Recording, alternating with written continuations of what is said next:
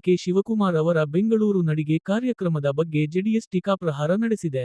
RSS ಶತಮಾನೋತ್ಸವದ ಸಂಭ್ರಮ, ಹಲವೆಡೆ ಆಕರ್ಷಕ ಪಥಸಂಚಲನ. ಮನೆ ಮೇಲೆ ತುಂಡಾಗಿ ಬಿದ್ದ ಕ್ರೇನ್, ಐವರಿಗೆ ಗಾಯ, ಓರ್ವನ ಸ್ಥಿತಿ ಗಂಭೀರ. ವೇದಿಕೆ ಮೇಲಿದ್ದ ಡಿಕೆ ಶಿವಕುಮಾರ್ ಕೈಯಿಂದ ಮೈಕ್ ಕಿತ್ತುಕೊಂಡು ಮುನಿರತ್ನ ಅನೌನ್ಸ್ ಮಾಡಿದ್ದೇನಾ?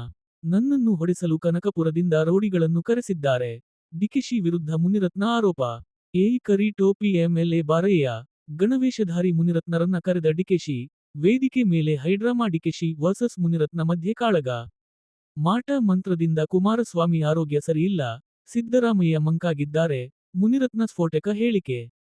ಬೆಂಗಳೂರಿನಲ್ಲಿ ಕಳೆದ 3 ದಿನಗಳಿಂದ ನಿರಂತರ ಮಳೆಯಾಗುತ್ತಿದ್ದು, ಇಂದು ಸಹ ಗುಡುಗು ಸಹಿತ ಭಾರೀ ಮಳೆಯಾಗುವ ಸಾಧ್ಯತೆಯಿದೆ.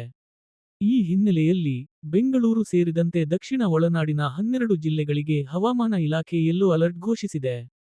ದೀಪಾವಳಿ ವೇಳೆಗೆ ಕೈಕೊಡುತ್ತಾ ಕೆಎಸ್ಆರ್ಟಿಸಿ.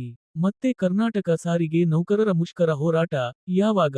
ರಾಯಚೂರು ದೇವದುರ್ಗ ಶಾಸಕಿ ಕರೆಮ್ಮ ನಾಯಕ ಸಂಚರಿಸುತ್ತಿದ್ದ ಕಾರು ಅಪಘಾತ, ಅಪಾಯದಿಂದ ಪಾರು. ಕ್ಯಾನ್ಸರ್ ಜೊತೆ ಮೂಳೆಗೆ ಏಟು, ನೋವಿನ ನಡುವೆಯೇ ಹಾಸ್ಯ ಮಾಡ್ತಿರೋ ನಟ ಉಮೇಶ್. ಫ್ಯಾನ್ಸ್ ಕಂಬನಿ, ಆಶ್ಚರ್ಯ ಸೂಚಕ ಚಿಹ್ನೆ. Kantara, chapter 1 masterpiece. Rishab ಶೆಟ್ಟಿಗೆ ಸುಮಲತಾ ಅಂಬರೀಶ್ ಮೆಚ್ಚುಗೆ.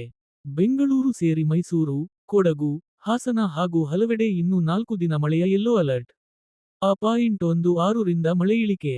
ಕನಕರಾಜ ಸಿನಿಮಾದಲ್ಲಿ ಎಚ್.ಎಂ. ರೇವಣ್ಣ ಅವರ ಪುತ್ರ ಅನೂಪ್ ರೇವಣ್ಣ ಹೀರೋ ಆಗಿ ನಟಿಸುತ್ತಿದ್ದಾರೆ. ನಾಯಕಿಯಾಗಿ ನಿಮಿಷಾ ಅವರು ಅಭಿನಯಿಸುತ್ತಿದ್ದಾರೆ. ಟೆರರ್ ಆಗಬೇಕಿದ್ದ ಕಾಕ್ರೋಚ್ ಸುದ್ದಿ ಕಾಮಿಡಿ ಮಾಡಿದ್ದೇ ಹೆಚ್ಚು. ಬಿಹಾರ ಚುನಾವಣೆ 2025. ನಿತೀಶ್ ಕುಮಾರ್ ಯೋಜನೆಗಳು ಗೇಮ್ ಚೇಂಜರ್ ಆಗುತ್ತಾ? ಅಫ್ಘಾನಿಸ್ತಾನ ವಿದೇಶಾಂಗ ಸಚಿವರ ತಾಜ್ ಮಹಲ್ ಭೇಟಿ ದಿಢೀರ್ ರದ್ದು.